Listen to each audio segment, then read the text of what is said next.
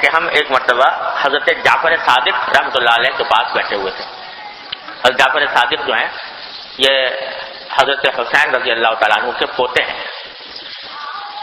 حضرت علی کے پڑپوتے ہیں حضرت جعفر صادق رحمۃ اللہ علیہ.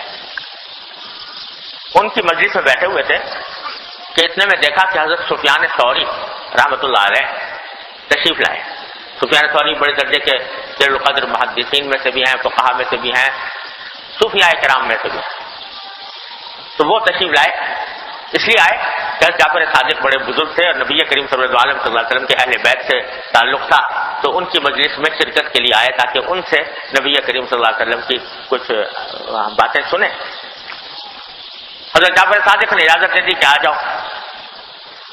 تو جب وہ بیٹھ گئے تو جعفر صادق رحمۃ اللہ علیہ نے فرمایا سفیان ثوری سے کہ بھائی سفیان صاحب, آپ ایسے آدمی ہیں کہ جو حکومت کے لوگ ہیں وہ آپ کو اکثر و بیشتر طلب کرتے ہیں, کیونکہ سفیان ثوری رحمۃ اللہ علیہ بڑے درجے کے بزرگ تھے, بڑے عالم تھے.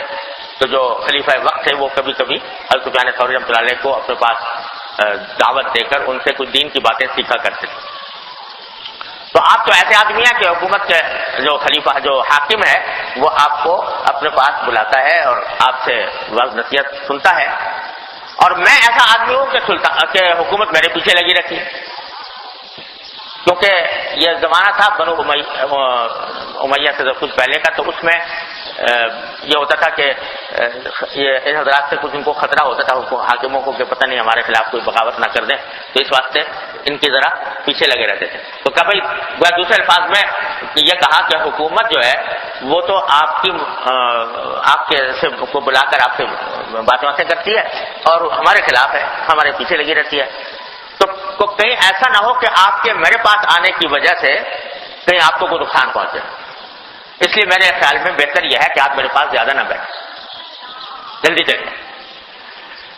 تو حضرت سفیان ثوری نے فرمایا کہ میں تو آپ سے کچھ حدیث سننے آیا ہوں, کوئی حدیث سنا دیجیے, رسول کریم صلی اللہ علیہ وسلم کی کوئی روایت, کوئی حدیث سنا دیجیے جو آپ کو پہنچی ہو, تو میں وہ سن کر چلا جاؤں. اتحدث اقوم. تو اس پر حضرت جعفر صادق رحمۃ اللہ علیہ نے یہ حدیث سنائی. حدیث کیا سنائی؟ فرمایا میرے والد نے مجھے یہ حدیث سنائی تھی. والد سے مراد زین العابدین رحمۃ اللہ علیہ جو حسین کے صاحبزادے ہیں. میرے والد نے مجھے حدیث سنائی تھی میرے دادا سے, یعنی حضرت حسین رضی اللہ عنہ, کہ رسول کریم سرور عالم صلی اللہ علیہ وسلم نے فرمایا کہ من انعم اللہ علیہ بنعمت فلیحمد اللہ ومن استبطأ الرزق فلیستغفر اللہ ومن حضبه امر فليقل لا حول ولا قوة الا بالله, او كما قال صلی اللہ علیہ وسلم. یہ حدیث سنیں کہ مجھے یہ حدیث سنائی تھی کہ رسول کریم سرور عالم صلی اللہ علیہ وسلم نے ارشاد فرمایا کہ جب جس کسی بندے پر اللہ تبارک و تعالیٰ کوئی نعمت دے, جس کسی بندے کو کوئی انعام کرے, کوئی اچھی حالت میں پہنچے, فلیحمد اللہ, تو اس کو چاہیے کہ اللہ تعالیٰ کا شکر ادا کرے, الحمدللہ کہے کہ ساری تعریفیں اللہ کی ہیں, شکر اللہ کا ہے, حمد کرے, شکر ادا کرے. ایک تو یہ, دوسرا یہ کہ من استبطأ الرزق فلیستغفر اللہ, جسے اپنی رزق میں روزی میں دیر لگ جائے, یعنی روزی نہیں مل رہی, روزگار نہیں مل رہا, یا تنگی پیش آ رہی ہے ماں کے اعتبار سے, تو اس کو چاہیے کہ اللہ سے مغفرت مانگے, استغفار کرے. اور جس وقت کو کوئی پریشانی پیش آئے تو لا حول ولا قوت الا باللہ کہے.